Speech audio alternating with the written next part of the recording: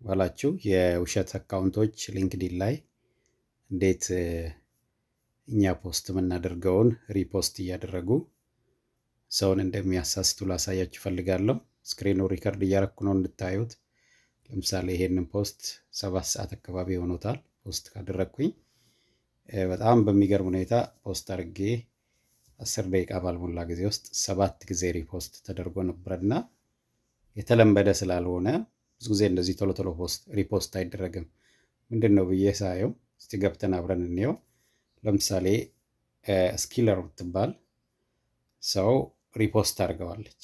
ሪፖስት አድርጋ ምንድን ያለችው I just read your story and truly touched my heart. A close friend of mine was in a similar place and an amazing organization helped raise 50,000 for them. Please don't give up. Message them here ብላ ይሄንን እዩት። እዚህ ጋር አሁን እንትን ያደረግኩትም ማለት ነው። አሁን የዚችን ሰው ይሄንን ነገር የጻፈችው ማናት ብለን ብናይ አንደኛ ከኔ ጋር ጓደኛ አይደለችም። በደንብ እንድታዩ 7 ሰዓት ነው እኔ ፖስት ያደረግኩት። እሷም ሪፖስት ያደረገችው 7 ሰዓት ኢሚዲየትሊ እኔ ፖስት ካረኩ ጀምሮ ማለት ነው። ዝርዝር ስናይ እቺ ሰው አንድ ኮኔክሽን ብቻ ነው ያላት። የውሸት አካውንት ነው ማለት ነው። ሃይሪንግ ይላል። አንድ ቨርጂኒያ እንዳለች ነው የሚናገረው። ገባ ብላችሁ ብታዩ እስከዛሬ ፖስት የተደረጉን ስቶሪዎች ብታዩ እንዳለ የውሸት ነው ፖስት የሚያደርጉት። ይኸው እቺ ሴት እስካሁን ምን ፖስት እንደምታደርግ ብታዩ እንዳለ የውሸት ተመሳሳይ ነገር ነው። እኔ ጋር የጻፈችውን I just read your story truly touched my heart። እዚህ ጋም I just read your story truly touched my heart። እዚህ ጋም I just read your story አይታችኋል ወደ ታች። አብዛኛው ደግሞ 7 hours ago ሁሉንም ገንዘብ ነክ ነገር ያለበትን አውቶማቲክ ነው ማለት ነው። ሳይበር ሴኩሪቲ ምናምን ምንለው አሁን መልኩን ቀይረው እንዴት ሊንክዲን ላይም እንደመጣ ፕራክቲካሊ አይቻለሁኝ።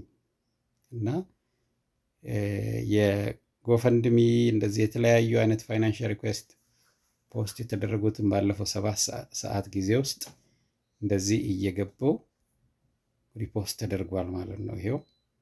ይሄንን እንግዲህ አይታችሁ እንድትማሩበት ነው። አንፎርቹኔትሊ የኔ አካውንትም በዚህ ቫይረስ በሉት የውሸት አካውንት እንትን ተደርጓል፣ ዲቴክት ተደርጓል። ቃላት ስላሉበት አሁን ብዙ ጊዜ እኔን አውቀው አይደለም፣ ግን በተለይ ይሄ ጎፈንድሚ የምትል ቃል የተለያየ ፋይናንሻል ሰፖርት $፣ ምናምን ምልክት ያለበት ገንዘብ ነክ ነገር ሲሆን ባይ ዲፎልት ሲስተሙ ራሱ ያገኘዋል ማለት ነው። በደንብ እንድታስተውሉ ይሄው ሌላም ላሳያችሁ እችላለሁ። አሁን ምን አደርጋለሁ ማለት ነው። እቺን ሰው እዚህ ጋር መጣና ሪፖስት ብዬ ጭራሽ እንትን ሪፖርት ማድረግ አለብኝ ማለት ነው። እዚህ ጋር መጥቼ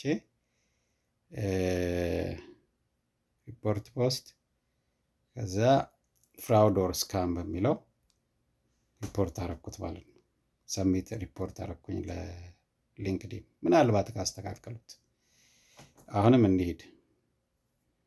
አሁን ይቺን ማጥፋት ሁሉ አልቻልኩም ማለት ነው። አይታችኋል። ከዴ ላይ የኔን አካውንትም ከዛ ማውጣት አልቻልኩም። ወረድ ብንል አሁንም እንደገና ሌሎቹን እናያለን ማለት ነው። ከ7ቱ አንዷ እቺ ናት። ኦኬ፣ ሌሎቹን ማየት አልቻልኩም። እንግዲህ ላይክ ይሄ በተለይ አዳዲስ ለሆናችሁ ሊንክዲን ላይ ቅርብ ጊዜ ለመጣችሁ መልእክት ሲመጣ የተለያየ ኢንቫይቴሽን ሲመጣላችሁ ፌክ አካውንቶች እንደሚበዙ ማወቅ አለባችሁ።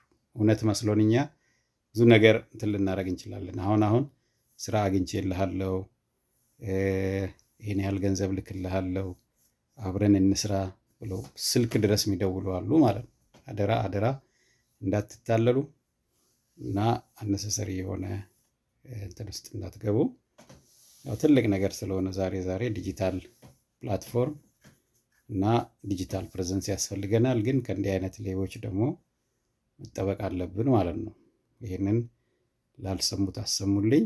እና እዚህ አጋጣሚ እንግዲህ የጠየቅኩት የነበረው የምስጋና ነው ፖስት ያደረኩት። በጣም ብዙ ድጋፍ አድርጋችሁልኝ ስላለ የምስጋና ጽሑፍ ነው የጻፍኩት። እና ኤኒዌይስ ይሄ በተግባር ምን አይነት ሸር እየተሰራ እንዳለ ቫይረስ ነው ማለት ነው። ይሄ የኤአይ በኩል የሚደረግ የመስረቅና የማጭበርበር ቴክኒክ እንደሆነ እንድታውቁ ብዬ ነው። አመሰግናለሁ።